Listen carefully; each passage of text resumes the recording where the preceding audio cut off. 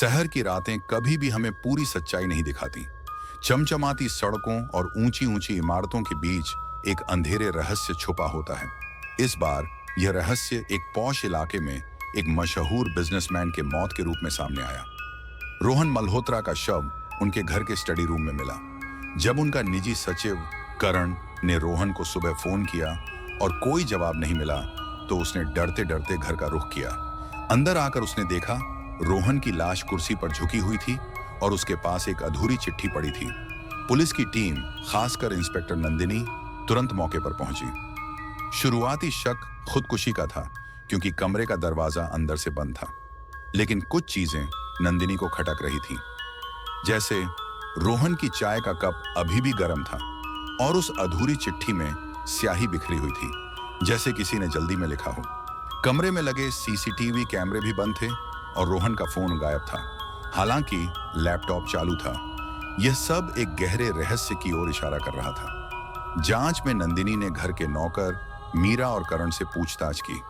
मीरा ने बताया कि वह उस रात घर पर नहीं थी। वहीं करण ने कहा कि वह बस सुबह ही आया था, लेकिन तब एक नई दिशा में मोड़ आया। लैपटॉप की जांच से पता चला कि रोहन ने करण को रात 10 बजे एक ईमेल भेजा था। उस ईमेल में रोहन ने लिखा था कि उसे शक है कि करण उसकी कंपनी के पैसों में हाथ साफ कर रहा था। अब करण पर शक गहरा गया, लेकिन नंदिनी के पास ठोस सबूत नहीं थे। फिर फॉरेंसिक रिपोर्ट ने पूरी कहानी बदल दी। रिपोर्ट में यह खुलासा हुआ कि रोहन की मौत जहर से हुई थी और जहर उसकी चाय में मिलाया गया था। नंदिनी ने फिर से नौकर को बुलाया और किचन में छानबीन की। वहां एक चाय की डिब्बी मिली जिसमें जहर की शीशी छुपाई गई थी।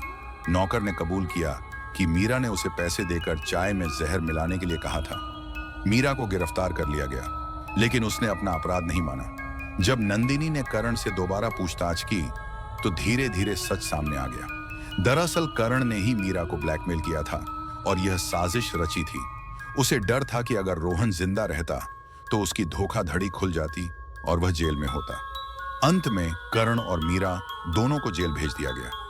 सीख: जिंदगी में कभी किसी चीज को पूरी तरह से चमकते हुए ना देखो, क्योंकि वो सच्चाई से अक्सर दूर होती है और किसी की मुस्कान हमेशा उसकी सोच को नहीं दर्शाती। कभी कभी जो सच्चाई हम नहीं देख पाते, वो सबसे गहरी होती है।